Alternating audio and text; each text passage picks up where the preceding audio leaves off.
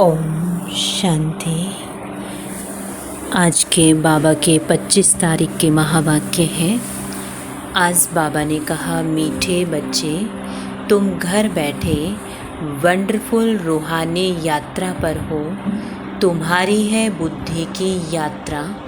कर्म करते इस यात्रा में कदम आगे बढ़ाते चलो तो पावन बन जाएंगे। तुम घर बैठे वंडरफुल रूहानी यात्रा पर हो। तुम्हारी है बुद्धि की यात्रा। कर्म करते इस यात्रा में कदम आगे बढ़ाते चलो तो पावन बन जाएंगे। प्रश्न है, इस ज्ञान मार्ग में पेचदार तथा महीन बातें कौन सी हैं? इस ज्ञान मार्ग में पेचदार तथा महीन बातें कौन सी हैं जो तुम बच्चे अभी ही सुनते हो? आंसर है, तुम जानते हो हम सभी मेल अथवा फीमेल एक शिव परमात्मा की सजनियाँ आत्माएं हैं। साजन है एक परमात्मा। फिर जिस्म के हिसाब से हम शिव बाबा के पोत्रे और पोत्रियाँ हैं। हमारा उनकी प्रॉपर्टी पर पूरा हक लगता है। हम 21 जन्म के लिए सदा सुख की प्रॉपर्टी दादे से लेते हैं। यह है पेचदार बातें। गीत है हमारे तीर्थ न्यारे हैं। ओम शांति। जिस्मानी यात्रा और रूहानी यात्रा पर यह गीत बनाया है। भक्ति मार्ग वालों ने जो पास्ट में हो गया है उसका गायन करते हैं। जो भी मनुष्य मात्र हैं, हम उन सभी को जिस्मानी यात्रा का तो पता है। देखते हैं जन्म जन्मांतर से चक्र लगाते आए हैं। उन्हों की बुद्धि में बद्रीनाथ, श्रीनाथ आदि की याद रहता है। तुम बच्चों को भी यह जिस्मानी यात्रा आदि याद थी और अभी भी याद है। तुमने यात्राएं जन्म जन्मांतर की हैं। अब तुम बच्चों की बुद्धि में रूहानी यात्रा का ज्ञान है। मनुष्यों का बुद्धि योग है स्थूल जिस्मानी यात्रा तरफ। तुम्हारा बुद्धि योग है रूहानी यात्रा तरफ। रात दिन का फर्क है। अभी तुम रूहानी यात्रा तरफ कदम बढ़ा रहे हो। यह वंडरफुल यात्रा घर बैठे करते हो। कोई समझ सकेंगे इस यात्रा को? जब धंधे धोरे आदि में लग जाते हैं तो इतनी याद नहीं रहती है, परंतु जब विचार सागर मंथन करने बैठेंगे तो अच्छी रीति याद आएगी। हम यात्रा पर हैं। नॉलेज बड़ी सहज है। बच्चे समझते भी हैं। बरोबर पतित पावन बाप क्या करते होंगे? पावन बनाने के लिए ज़रूर यात्रा होगी। वह है स्वीट निर्वाण धाम, जिसको सभी भक्त याद करते हैं। यह किसको मालूम नहीं है कि भगवान को हमारे पास आना है व हमको भगवान के पास जाना है। समझते हैं हमारा गुरु अथवा हमारा बड़ा निर्वाण धाम अथवा अपने निराकारी वतन चला गया। अच्छा, फिर वहाँ क्या किया? जाकर बैठ गया क्या? क्या हुआ वह कुछ भी पता नहीं है। सिर्फ कह देते पार निर्वाण गया। ज्योति ज्योत समाया, लहर सागर में समा गई। कुछ भी पता नहीं है कि यह सृष्टि का चक्र कैसे फिरता है। अब बाप समझाते हैं यह रूहानी यात्रा एक ही बार होती है। इस अंतिम जन्म में रूहानी यात्रा अथवा आत्माओं की यात्रा कहें। पहले पहले तो बच्चों को यह निश्चय हुआ कि हम आत्मा हैं। कहा जाता है जीव आत्मा दुख पाती है। तो इस समय जब आत्मा जीव के साथ है, सजनी है, तो वह बाप को ढूंढती है। मेल अथवा फीमेल सभी सजनियां हैं। वैसे मेल्स को कोई सजनी थोड़े ही कहेंगे, परंतु यह है बहुत गुह्य पेचदार बातें। तुम अपने को शिव बाबा के पोत्रे समझते हो, जबकि जिस्म में हो तो इस हिसाब से पोत्रे पोत्रियां ही ठहरे। बाबा ने समझाया है, तुम्हारा दादे की मिल्कियत पर हक है। कोई बाप भल धनवान हो, बच्चे नालायक हो, उनको मिल्कियत ना दे, यह हो सकता है। परंतु दादे की प्रॉपर्टी परंपरा से राजाई कुल में चली आई है। सत्युग त्रेता में तुम दादे की प्रॉपर्टी भोगेंगे। अभी तुम दादे से प्रॉपर्टी लेते हो। दादे की प्रॉपर्टी कितनी बड़ी जबरदस्त है।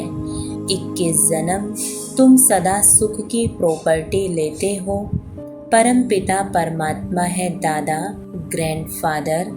बाबा कहेंगे ब्रह्मा को, कहते हैं यह प्रॉपर्टी हम दादे से ले रहे हैं।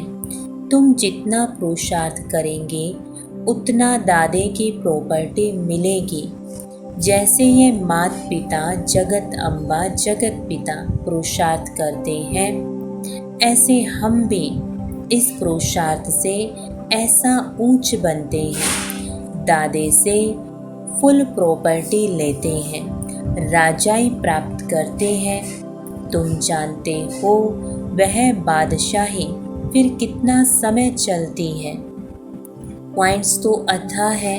अगर इस प्रकार तुम कोई को भी समझाओ तो झट समझ जाएंगे। 2 बाप तो ज़रूर हैं। प्रजापिता ब्रह्मा को पिता तो सभी कहते हैं, गॉड फादर को सभी मानते हैं। वह बड़ा है दादा, ब्रह्मा उनका बच्चा ठहरा।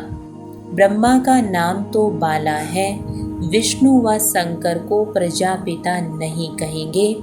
सूक्ष्म वतन में तो रचना नहीं रचेंगे। ब्रह्मा ही जरूर यहाँ ब्राह्मण रचते होंगे। ब्रह्मा मुख कमल से परम पिता परमात्मा ने ब्राह्मण संप्रदाय रची। जैसे कहेंगे क्राइस्ट ने क्रिश्चियन संप्रदाय रची, इब्राहिम ने इस्लाम संप्रदाय रची। नाम आता है ना, शंकराचार्य ने भी रचना रची। हर एक झाड़ में टाल टालियाँ तो होती हैं। यह है बेहद का झाड़। इनका रचयिता अथवा बीज रूप तो मशहूर है, नामी ग्रामी है। फाउंडेशन ऊपर में है, बीज है ऊपर, बाकी टाल टालियाँ अभी यहाँ ही कहेंगे। यह सारे मनुष्य की रची हुई रचना है। यह ब्रह्मा कुमारी संस्था बीज रूप बाप ने स्वयं रची है।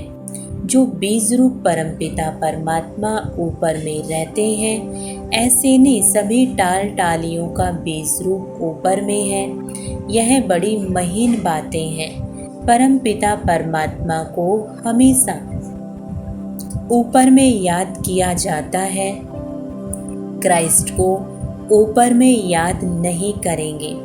परम पिता परमात्मा का नाम रूप देश काल तो एक ही है, वह कभी बदलता नहीं।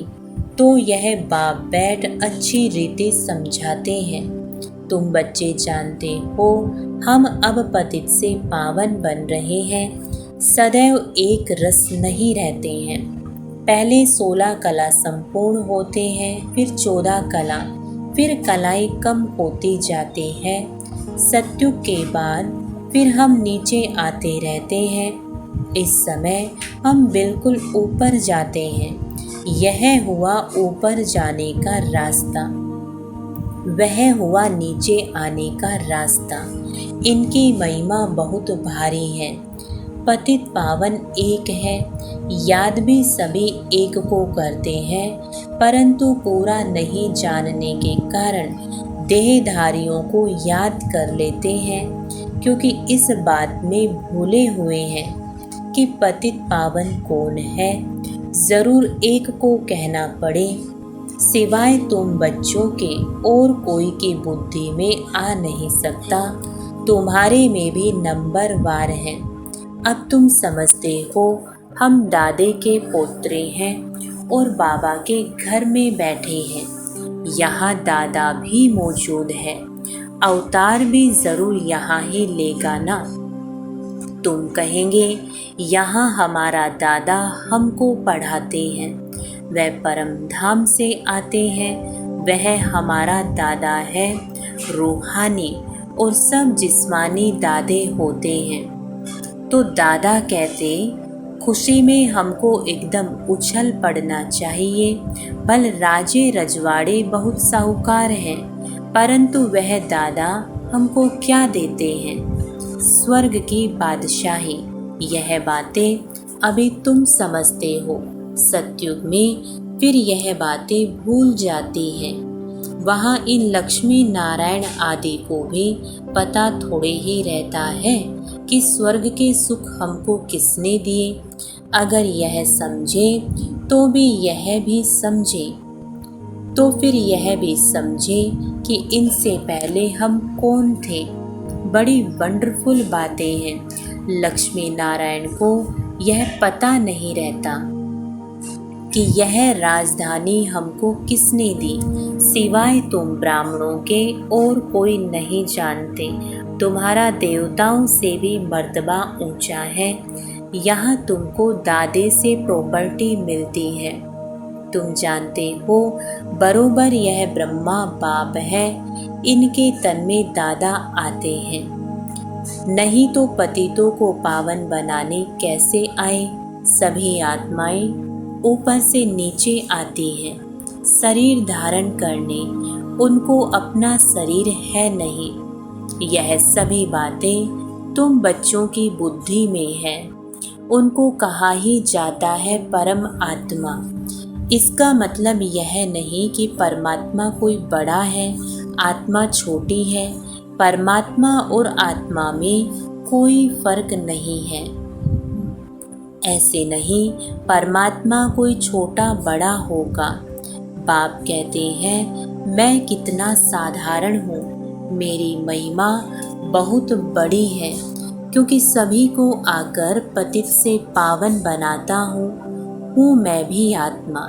मेरे में जो नॉलेज है वह तुमको देता हूँ। ऐसे नहीं आत्मा कोई छोटी बड़ी होती है। आत्मा में नॉलेज ना होने के कारण वह मैली हो जाती है, मुरझा जाती है, दीवा बुझ जाता है। फिर उसमें ज्ञान घृत पड़ने से दीवा जगता है। बाकी आत्मा क्या है? ऐसे नहीं कोई आग है। आत्मा ऐसे ही शीतल है, जैसे परमात्मा शीतल है। वह है ही सभी को शीतल करने वाला। गाया भी जाता है शीतल जिनके अंग, इनके अंग शीतल हो जाते हैं उनकी प्रवेशता से। जिसमें प्रवेश करते हैं उनको भी कितना शीतल बनाते हैं। तुम जानते हो बाबा कितना शीतल है। शीतल और ततल गरम, वह काम चिता पर जल मरे हैं। बात मत पूछो। कोई कोई तो ऐसे पाप आत्मा है जो कितना ज्ञान छींटा डालते हैं तो भी शीतल होते ही नहीं हैं। कितनी मेहनत करनी पड़ती है एक एक के ऊपर। बाबा पूछते हैं तुम शीतल बने हो? सन्यासी उदासी थोड़े ही कभी ऐसे पूछते हैं। माया ही सबको पतित बना देती है, काम चिता पर जलते रहते हैं। तो तुम बच्चे जानते हो कि प्रजापिता ब्रह्मा के हम बच्चे हैं। शिव बाबा है दादा, तो वर्षा मिलना चाहिए ना। एक बाबा एक दादा, उनसे प्रॉपर्टी अनेक बच्चों को मिलती है और कोई भी मनुष्य को प्रजापिता नहीं कहेंगे। शिव बाबा आत्माओं का पिता तो है ही। अभी तुम बच्चे जबकि सम्मुख बैठे हो तो जानते हो हम शिव बाबा के साथ बैठे हैं। वह हमारा दादा है जो स्वर्ग का रचयिता है। उनसे हम राजयोग सीख रहे हैं। दादे से हमेशा स्वर्ग की मिल्कियत मिलती है, जो फिर हम 21 जन्म कभी कंगाल नहीं बनेंगे। तुम बहुत साहूकार बनते हो। जो तुम पूज्य देवी देवता थे वही फिर पुजारी बनते हो। तुम जानते हो हम बाबा से वर्षा लेते हैं। 21 जन्म सुख भोगेंगे। कितने बार वर्षा लिया और गंवाया है। परसों वर्षा लिया था, कल गंवाया, फिर आज लेते हैं, कल फिर गंवा देंगे। यह बातें तुम अभी जानते हो। इस समय नॉलेजफुल ज्ञान सागर बाप से तुम भी मास्टर ज्ञान सागर बनते हो। नॉलेज मिलती है, बाकी ऐसे नहीं कि कोई तेजों में बिजली बन जाते हो। यह है सारी बड़ाई। जैसे श्री कृष्ण की बड़ाई की जाती है, वह जन्मता है तो सारे घर में रोशनी रोशनी हो जाती है। अब उस समय तो था ही स्वर्ग, दिन, रोशनी तो थी ही।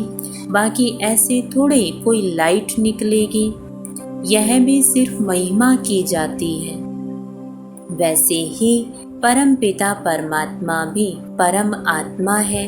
बाकी महिमा सारी कर्तव्य पर निकलती है। महिमा तो बहुतों की निकली हुई है। मनुष्य कहते हैं फलाना मरा स्वर्ग पधारा, तो स्वर्ग क्या ऊपर में है? देलवाड़ा मंदिर में भी छत में वैकुंठ दिखाते हैं, नीचे में है आदिदेव आदि देवी, जगत पिता और जगत अम्बा। तो जरूर यह नीचे नरक में बैठे हैं, स्वर्ग में जाने के लिए राजयोग सीख रहे हैं। यह तुम बच्चे जानते हो। हूबहू एक्यूरेट यादगार है। हम भी यहाँ आकर बैठे हैं। कितनी वंडरफुल बातें हैं। बच्चे आकर दादा के बने हैं तो वह खुशी का पारा चढ़ना चाहिए। हम पावन दुनिया के मालिक बनते हैं। मेहनत बिगर थोड़े ही विश्व का मालिक कोई बनेगा। वह मेहनत है स्थूल, यह है सूक्ष्म। आत्मा को मेहनत करनी पड़ती है। रोटी पकाना, धंधा आदि करना, यह सब आत्मा करती है। अब बाबा आत्माओं को इस रूहानी धंधे में लगाते हैं। साथ साथ जिस्मानी धंधा भी करना है। बाल बच्चों को संभालना है। ऐसे नहीं बाबा हम आपके हैं, ये बच्चे आदि आपको संभालना होगा। सबको बाबा संभाले तो इतना बड़ा मकान भी मिल ना सके। दिल्ली के किले जितने सैकड़ों किले हो तो भी इतने बच्चों को कहाँ रखेंगे? हो नहीं सकता। फिर तो इस मकान की कोई ताकत नहीं। कायदा ही है, गृहस्थ व्यवहार में रहते हुए अपना पुरुषार्थ करो। इतने सब बच्चे यहाँ आ जाए तो चल कैसे सके? तो बाप कहते हैं मुझे याद करो। दादे से अकुट खजाना मिलता है। कितनी खुशी की बात है। टाइम कोई जास्ती नहीं है। गाया जाता है राम गयो रावण गयो। आगे साक्षात्कार होता रहेगा कि इसके बाद क्या होना संभव है। अपने घर के नज़दीक पहुँचते हैं तो वह झाड़ आदि देखने में आते हैं। तुम भी नज़दीक होते जाएंगे तो समझेंगे अब क्या क्या होगा। बाबा ज्ञान भी देता रहेगा। अच्छा, मीठे मीठे सिकीलदे बच्चों प्रति माता पिता बाप दादा का याद प्यार और गुड मॉर्निंग। रूहानी बाप के रूहानी बच्चों को नमस्ते। हम रूहानी बच्चों के रूहानी बाप दादा को गुड मॉर्निंग और नमस्ते। धारणा के लिए मुख्य सार है। पहला पॉइंट है बाप समान शीतल बन ज्ञान छेटा डाल। मनुष्य आत्माओं को भी शीतल बनाने की सेवा करनी है। बाप समान शीतल बन ज्ञान छेटा डाल। मनुष्य आत्माओं को भी शीतल बनाने की सेवा करनी है। दूसरा पॉइंट है दादे की मिल्कियत को याद कर अपार खुशी में रहना है। रूहानी धंधा कर विश्व की बादशाही लेनी है। दादे की मिल्कियत को याद कर अपार खुशी में रहना है। रूहानी धंधा कर विश्व की बादशाही लेनी है। वरदान है समीप संबंध और सर्व प्राप्ति द्वारा सहज योगी बनने वाले। समीप संबंध और सर्व प्राप्ति द्वारा सहज योगी बनने वाले सर्व सिद्धि स्वरूप भव। स्पष्टीकरण है, जो बच्चे सदा समीप संबंध में रहते हैं और सर्व प्राप्ति का अनुभव करते हैं, उन्हें सहज योग का अनुभव होता है। वे सदा यही अनुभव करते हैं कि मैं हूँ ही बाप का। उन्हें याद दिलाना नहीं पड़ता कि मैं आत्मा हूँ, मैं बाप का बच्चा हूँ, लेकिन सदा इसी नशे में प्राप्ति स्वरूप अनुभव करते, सदा श्रेष्ठ उमंग उत्साह और खुशी में एक रस रहते, सदा शक्तिशाली स्थिति में रहते, इसलिए सर्व सिद्धि स्वरूप बन जाते हैं। स्लोगन है, रूहानी शान में रहने वाले कभी हद के मान शान में नहीं आ सकते। रूहानी शान में रहने वाले कभी हद के मान शान में नहीं आ सकते। ओम शांति।